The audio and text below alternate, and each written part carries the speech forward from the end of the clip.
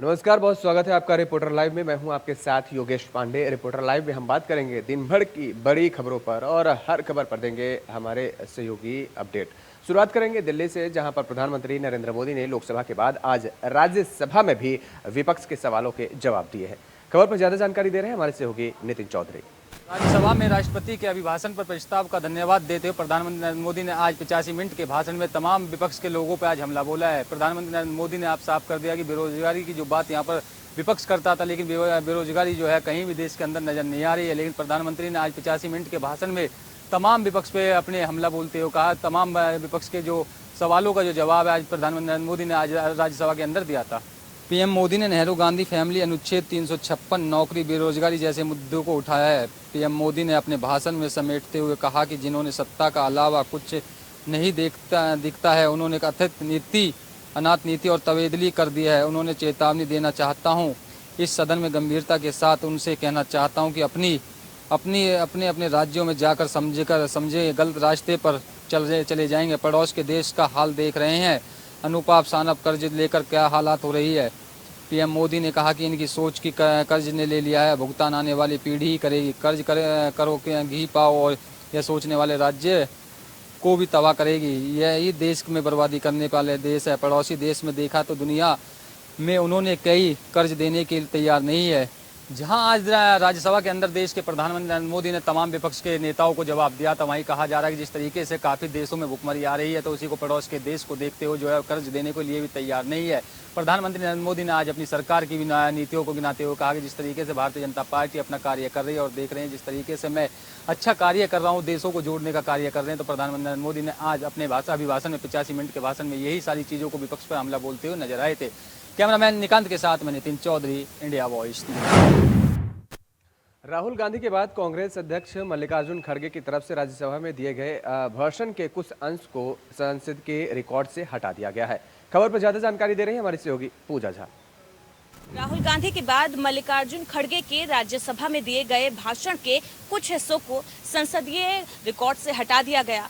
मल्लिकार्जुन खड़गे ने जगदीप धनखड़ से सवाल भी किया कि उनके भाषण के कुछ हिस्सों को क्यों हटा दिया गया संसदीय रिकॉर्ड से। अगर कुछ आपत्ति थी तो उनसे एक बार पूछ लिया गया होता। अर्जुन खड़गे ने सभापति के सवाल करते हुए कहा कि जब पूर्व प्रधानमंत्री अटल बिहारी वाजपेयी ने पीवी नरसिम्हा राव को लेकर कमेंट किया था, तब उनकी बातों को संसदीय रिकॉर्ड में रखा गया था, तो फिर मेरा क्यों हटाया गया।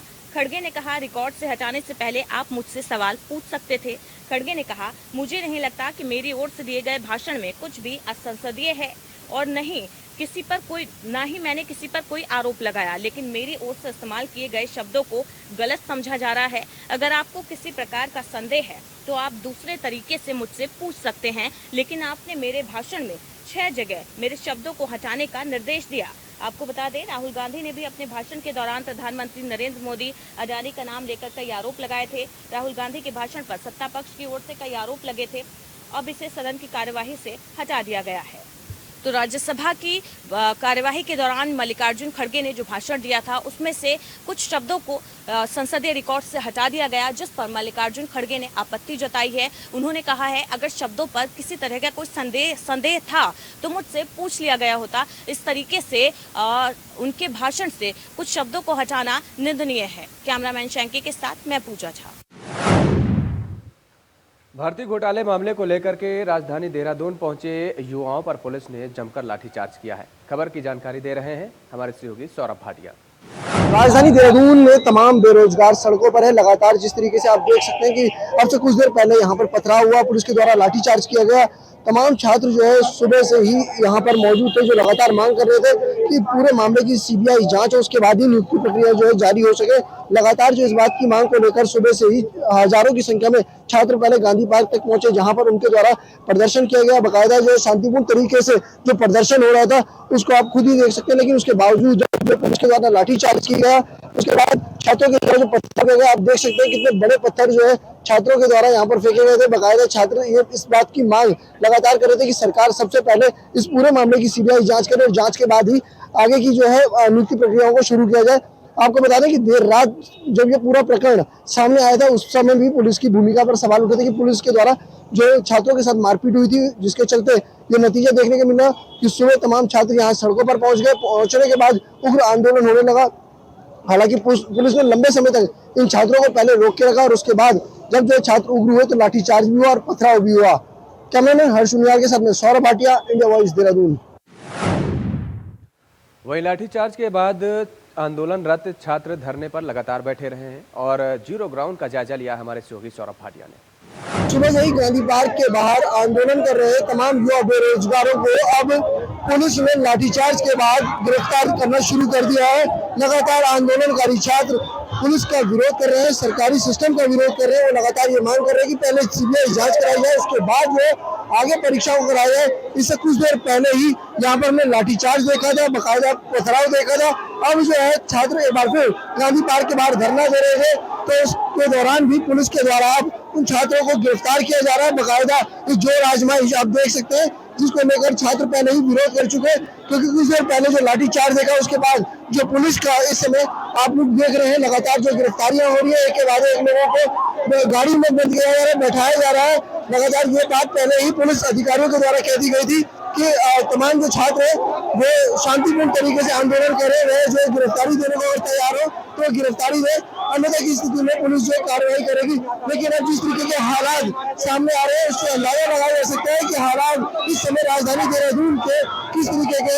बकायदा लाठीचार्ज के बाद जब जो है यहाँ पथराव हुआ, पथराव के बाद फिर यहाँ पर जो है छात्रों की गिरफ्तारी की जा रही है। लगातार युवा बेरोजगार सड़कों पर है। कल देर रात जो घटना सामने हुई थी उसके बाद से ही छात्र जो आंदोलन होते हैं और लगातार ये सरकार से मांग की जा रही है कि सरकार पहले उनकी मांगों पर अमल करे, उसके बाद जो है आगे का कोई स्टेप उठाए तो बेहतर होगा। कैमरामैन हर्ष उनियाल के साथ में Saurabh Bhatia, India voice, Dehradun. UP global investor summit का आगाज कल होने वाला है। इस दौरान लखनऊ का क्या है हाल, बता रहे हैं हमारे सहयोगी प्रियम पाठक।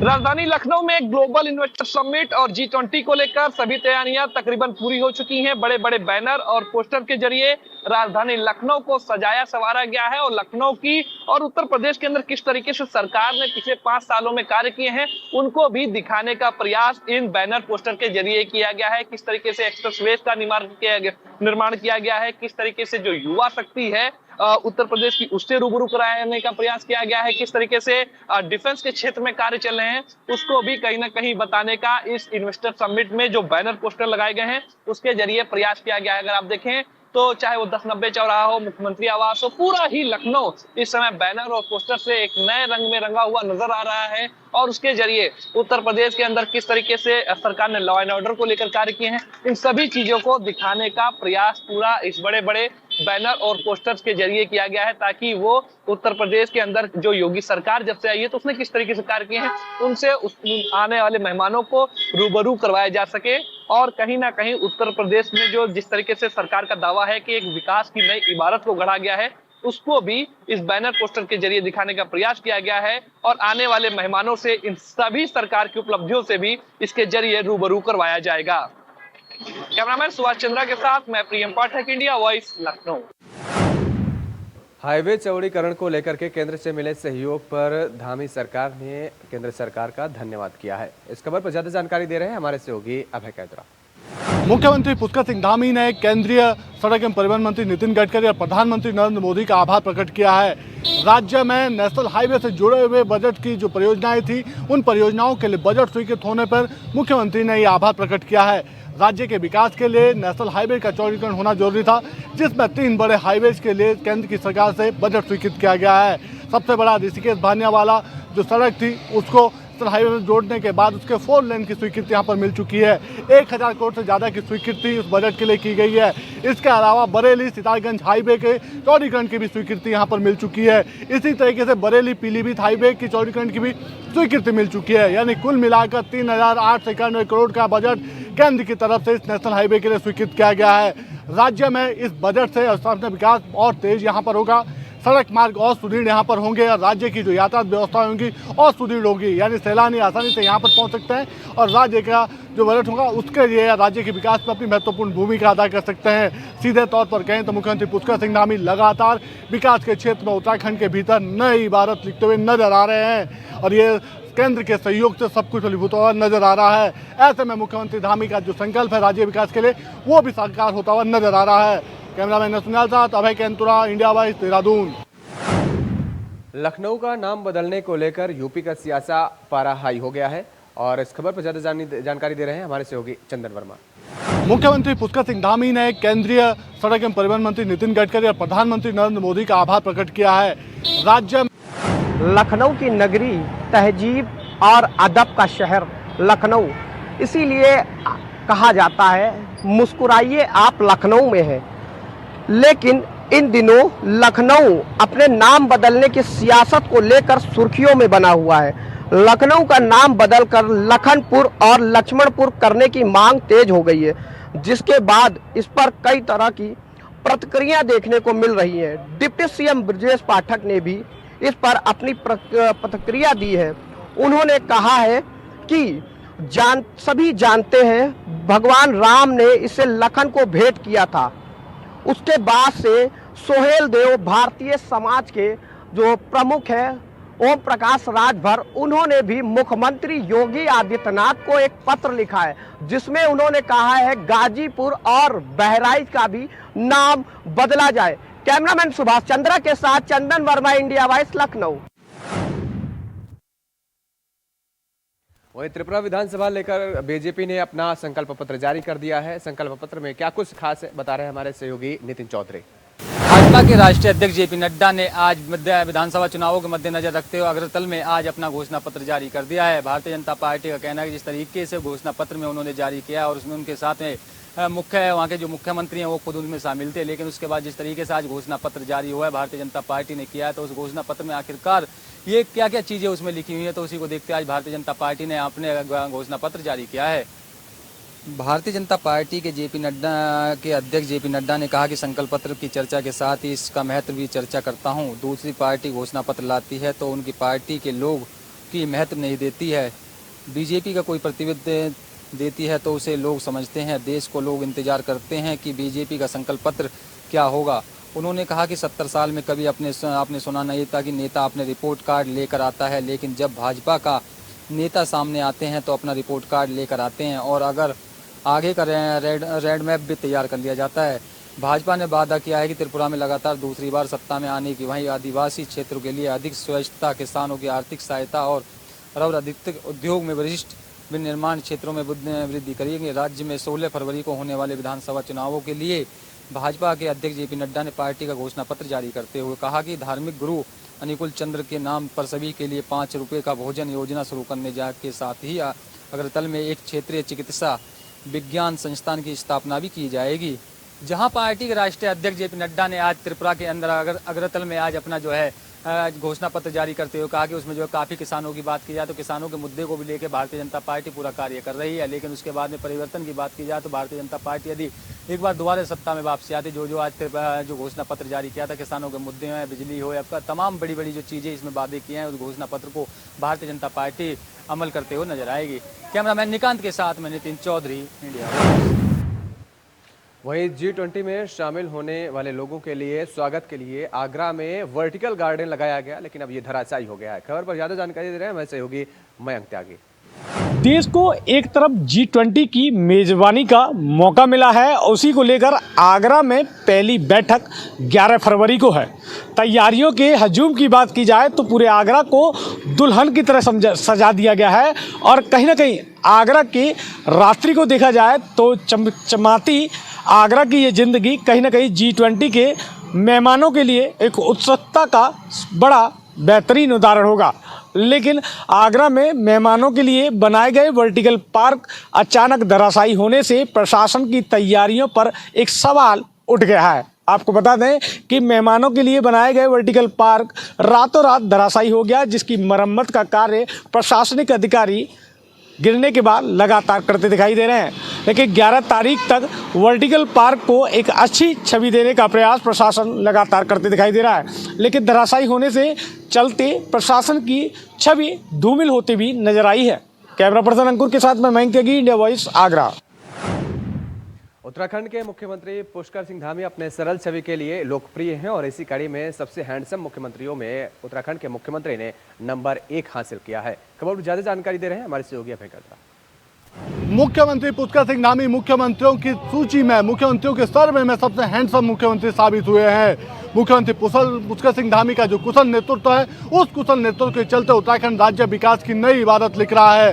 राज्यों के मुख्यमंत्रियों के बीच में हुए सर्वे में सीधे तौर पर स्पष्ट हो चुका है कि लोकप्रियता के मामले पर स्मार्ट हैंडसम मुख्यमंत्री के तौर पर मुख्यमंत्री पुष्कर सिंह धामी नंबर 1 की सूची में है। और ये किसी और सर्वे जो किया गया है, इस सर्वे से पता चलता है कि मुख्यमंत्री पुष्कर सिंह धामी किस आधार पर काम करते हैं। उत्तराखंड राज्य का जो नेतृत्व कर रहे हैं, उसका सुखद परिणाम है कि उत्तराखंड राज्य आज विकास के क्षेत्र में नई इबारत लिख रहा है। और लक्ष्य 2025 का मुख्यमंत्री पुष्कर सिंह धामी ने निर्धारित किया है और आने वाले दिनों में वो लक्ष्य भी परिणाम सफलपुर होता हुआ नजर आएगा।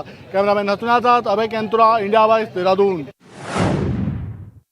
और सीरिया में भूकंप की तबाही जारी है, लेकिन इसी बीच भारतीय सेना और एनडीआरएफ की टीम ने मोर्चा वहां संभाल लिया है। खबर पर ज्यादा जानकारी दे रही है हमारे सहयोगी पूजा झा। तुर्की और सीरिया में कुदरत ने ऐसा कहर बरपाया कि देखते ही देखते लाखों जिंदगियां मलबे में सिमट गई। सोमवार को जहां ऊंची ऊंची इमारतें थी, वहां अब सिर्फ मलबा ही मलबा है। मलबे में दबी लाशें हैं, लोगों की चीख पुकार है, लोगों का दर्द है, बेबस जिंदगियां हैं। आपको बता दें, सीरिया और तुर्की में भूकंप को आए 80 घंटे से ज्यादा का समय बीत चुका है। अभी भी मलबों से शवों के निकलने का सिलसिला जारी है। तुर्की और सीरिया में तबाही का मंजर लगभग एक जैसा है। दोनों देशों को मिलाकर करीब 18,000 से ज्यादा लोगों की जान चली गई और 80,000 लोग घायल बताए जा रहे हैं।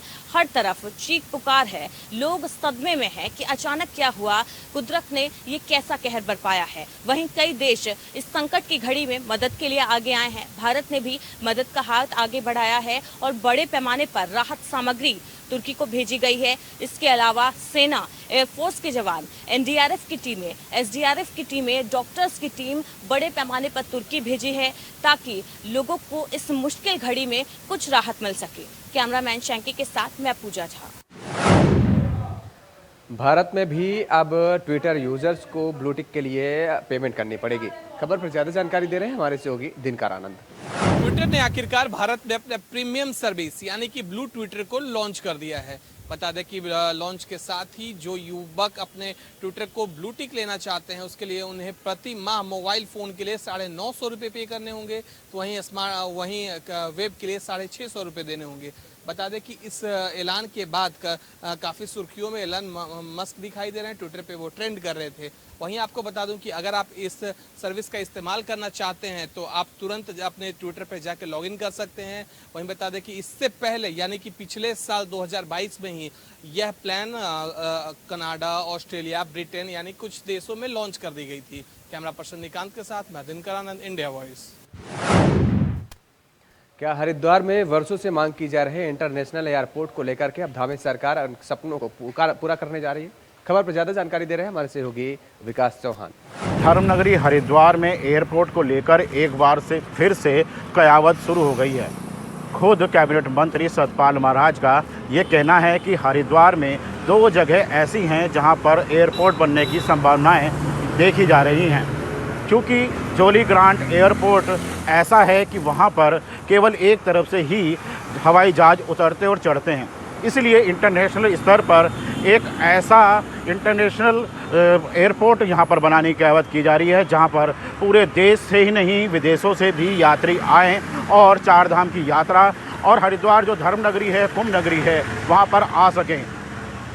तो जिस तरह से सतपाल महाराज ने एक बार फिर से ये कयावत शुरू करी है, जो कि सरकार के लिए कहीं ना कहीं कह सकते हैं एक नई ऊर्जा देगी, तो कहीं ना कहीं एक दोबारा से जो उनकी एयरपोर्ट को लेके कयावत है वो यहाँ पर शुरू होती दिखाई दे रही है। इंडिया वॉइस के लिए हरिद्वार से विकास चौहान। हापुड़ में किसान का शव मिलने से हड़कंप मच गया है। खबर पर ज्यादा जानकारी दे रहे हैं हमारे सहयोगी शक्ति ठाकुर। हापुड़ में किसान की हत्या से फैली है सनसनी। जी हां, आपको बता दें, हापुड़ के कपूरपुर थाना क्षेत्र के इकलैंडी गांव में जयप्रकाश नाम के किसान की हत्या कर दी गई है। आपको बता दें कि जयप्रकाश कल शाम अपने घर से बाहर निकला था और उसके बाद घर वापस लौटकर नहीं आया। आज सुबह जब परिजनों ने जयप्रकाश की तलाश की तो उसका शव गाँव में ही एक नल के पास पड़ा हुआ मिला। जयप्रकाश के शरीर पर चोटों के निशान थे। इसके बाद आनन फानन में पुलिस बल मौके पर पहुंचा और मृतक के शव को कब्जे में लेकर पोस्टमार्टम के लिए भेज दिया है। फिलहाल 6 लोगों के नाम नामजद तहरीर पर मुकदमा दर्ज कर लिया गया है और पुलिस आरोपियों की तलाश कर रही है। आपको बता दें हापुड़ एएसपी अजय मिश्रा ने बताया है कि रामप्रकाश कल अपने घर से निकला था और उसके बाद घर नहीं लौटा, जिसके बाद आज सुबह गांव में ही उसका शव पड़ा हुआ मिला है। फिलहाल पुलिस ने आरोपी युवकों के खिलाफ मुकदमा दर्ज कर लिया है और आरोपियों की तलाश में जुटी हुई है और सबको कब्जे में लेकर पोस्टमार्टम के लिए भेज दिया गया है। अब देखने वाली बात होगी कि हत्या आरोपियों की गिरफ्तारी कब तक की जाती है। वहीं एएसपी अजय मिश्रा ने बताया है कि मृतक जयप्रकाश का भी आपराधिक इतिहास है और पुरानी रंजिश के चलते ही इस घटना को शायद अंजाम दिया गया है। फिलहाल पुलिस के लिए आरोपियों की गिरफ्तारी जल्द करने की बात कह रही है। कैमरामैन संजय कश्यप के साथ इंडिया वॉइस के लिए हापुड़ से शक्ति ठाकुर। लखीमपुर में अज्ञात वाहन ने बाइक सवारों को टक्कर मार दी है, जिससे 2 लोगों की मौके पर ही मौत हो गई है। खबर पर ज्यादा जानकारी दे रहे हैं हमारे सहयोगी रामजीत सिंह। दिल्ली में तेज रफ्तार कहर एक बार हादसे के रूप में फिर देखने को मिला है। 3 लोगों की आमने सामने मोटरसाइकिल की टक्कर के दौरान 3 लोगों की दर्दनाक मौत हो गई है। वहीं आपको पता है 9 फरवरी की रात जिस तरीके से धौरारा क्षेत्र के ढकरुआ मार्ग पर आमने सामने की टक्कर में 3 लोगों की दर्दनाक मौत हो गई। जो आस पड़ोस के लोगों का कहना है कि मृतक जो है लखीमपुर खीरी में शादी समारोह में शामिल होने के लिए आए थे। एक मृतक सीतापुर का बताया जा रहा, 2 मृतक जो है लखीमपुर खीरी के बताए जा रहे हैं। जिस तरीके से आमने सामने के एक्सीडेंट में 3 लोगों की दर्दनाक मौत हो गई थी, वहां परिजनों का रो कर बहुत बुरा हाल है। जिस तरीके से पोस्टमार्टम हाउस पे परिजन पहुंचे हैं, रो कर जो है बहुत बुरा हाल देखा जा रहा है। वहीं आपको बताते चले जिस तरीके से मोटरसाइकिल का एक्सीडेंट हुआ है, आस पड़ोस में चीख पुकार मच गई, आस पड़ोस में सनसनी का माहौल फैल गया। मौके पर पहुंची पुलिस ने तीनों का पोस्टमार्टम कराने के लिए शव का पंचनामा भरकर पोस्टमार्टम के लिए जिला मुख्यालय भेजा, जहां गमगीन माहौल में परिजन पहुंचे। परिजनों अपने साथ शव का पोस्टमार्टम कराने के लिए अपने घर ले गए। लखीमपुर खीरी से इंडिया वॉइस से रामजीत सिंह। मेरठ में एक दरोगा ने खुद की सर्विस रिवॉल्वर से खुद को क्यों मारी गोली, बता रहे हैं हमारे संवाददाता अमित सैनी। मेरठ में एक दरोगा ने खुद को अपनी सर्विस रिवॉल्वर से गोली मारकर आत्महत्या कर लिया है। घटना मेरठ के थाना सिविल लाइन क्षेत्र के पुलिस लाइन का मामला है, जहां पर दरोगा सरकारी आवास में रह रहा था, अपने परिवार के संग वो वहां रहता था और घटना के वक्त परिवार भी मौजूद था। दरोगा ने अपनी सर्विस रिवॉल्वर से गोली मारकर आत्महत्या कर ली, जिसकी सूचना परिजनों ने पुलिस को दी। मौके पर पुलिस ने पुलिस के जांच पड़ताल में जुट गई है। वहीं पर फॉरेंसिक टीम भी इस घटना को लेकर जांच पड़ताल में लग गई है। वहीं मौके पर पहुंचे एसपी सिटी पी शर्मा ने बताया कि मृतक का नाम इंद्रजीत सिंह है, जो कि सहारनपुर के थाना कोतवाली चौकी पर तैनात था और वो घटना के वक्त अपने घर पे आया हुआ था और उसने अपनी सर्विस रिवॉल्वर से वो खुद को गोली मारकर आत्महत्या कर ली है। वही इस घटना के बारे में मृतक दरोगा के परिजनों ने ही सूचना दी थी। इसके बाद इस घटना को लेकर पुलिस जांच पड़ताल में जुट गई है। अभी तक इस बारे में ये स्पष्ट नहीं हो पाया कि दरोगा ने खुद को गोली क्यों मारी है। दबीज वहाँ पे आसपास के लोगों का ये भी कहना है कि दरोगा का अपने परिवार से कुछ गृह कलेश चल रहा था, जिसके चलते ये कदम उठाया होगा। वहीं इस मामले में कुछ अधिकारी ने भी ये स्पष्ट किया कि अभी इस बारे में कुछ भी कहने की स्थिति नहीं है, क्योंकि परिजनों से बात की जा रही तो वो भी कुछ कहने के लिए अभी सही नहीं है, माहौल नहीं है और न ही वो बताने की किसी स्थिति में है। हालांकि इस मामले में सीओ को जांच पे लगा दिया गया है और एक टीम गठित करके इस घटना का पर्दाफाश भी किया जाएगा। इंडिया वॉइस से अमित सैनी, मेरठ। मुजफ्फरनगर में नाबालिग लड़की से दुष्कर्म का मामला सामने आया है। क्या है पूरा मामला, बता रहे हैं हमारे संवाददाता आशुतोष मिश्रा। मुजफ्फरनगर पुलिस द्वारा नाबालिग के साथ दुष्कर्म के मामले में एक आरोपी को गिरफ्तार कर न्यायालय के समक्ष पेश किया गया है। बताया जा रहा है कि 12 जनवरी को खतौली थाने में नाबालिग द्वारा आरोपी के खिलाफ प्रार्थना पत्र दिया गया था, जिसके बाद प्रार्थना पत्र का संज्ञान लेते हुए पुलिस ने तत्काल मामले में अभियोग पंजीकृत कर आरोपी की तलाश शुरू कर दी गई थी। वहीं पुलिस द्वारा कार्रवाई करते हुए आरोपी को गिरफ्तार कर न्यायालय के समक्ष पेश किया गया है। बताया ये भी जा रहा है कि आरोपी कभी अपने आप को राष्ट्रीय लोकदल तो कभी समाजवादी पार्टी का नेता बताता था। वहीं पिछले हुए चुनाव में आरोपी ने मुख्य रूप से चुनाव में भूमिका निभाई थी। वहीं इस केस के बाद जब राष्ट्रीय लोकदल या समाजवादी पार्टी के नेताओं से संबंध में बात की गई तो उन्होंने उससे अपना पल्ला झाड़ते हुए से अपने पार्टी का सदस्य नहीं बताया है। अब देखना ये होगा कि पुलिस द्वारा आरोपी को गिरफ्तार कर जेल तो भेज दिया गया है, अब आगे इसमें क्या कार्रवाई होती है। अपने सहयोगी के साथ आशुतोष मिश्रा, इंडिया वॉइस, मुजफ्फरनगर। बिहार के छपरा में 2 फरवरी को बेहद चौंकाने वाला मामला सामने आने के बाद वर्तमान में छपरा के क्या हालात हैं, बता रहे हैं हमारे संवाददाता मनोरंजन पाठक। मांझी के मुबारकपुर में हुई 3 लोगों की पिटाई के बाद घटनास्थल पे ही एक की मौत हो गई थी। वहीं इलाज के दौरान कल एक की और भी मौत हो गई, जिसके कारण काफ़ी लोगों में आक्रोश भी है। लेकिन आपको बता दें कि पुलिस ने वहीं पटना में ही उनका दाह संस्कार करवा दिया। फिलहाल स्थिति तनावपूर्ण भी है, लेकिन पुलिस छावनी में पूरा मुबारकपुर गांव तब्दील है। वहीं दोनों पक्षों को वार्ता करने के लिए पुलिस लगातार प्रयास कर रही है, लेकिन अभी वार्ता सफल नहीं हुआ है। वहीं कोर्ट के द्वारा, पुलिस प्रशासन के द्वारा जो है वो आरोपी के घर की कुर्की जब्ती का भी कार्य शुरू कर दिया गया। फिलहाल कल एक लोगों की कुर्की जब्ती हुई आरोपी के, बाकी जो भी और लोग हैं उनका कुर्की अभी आज से फिलहाल लगातार जारी है। छपरा से इंडिया वॉइस के लिए मैं मनोरंजन पाठक। रिपोर्टर लाइव में आज के लिए फिलहाल इतना ही। कल फिर होगी मुलाकात, तब तक के लिए नमस्कार।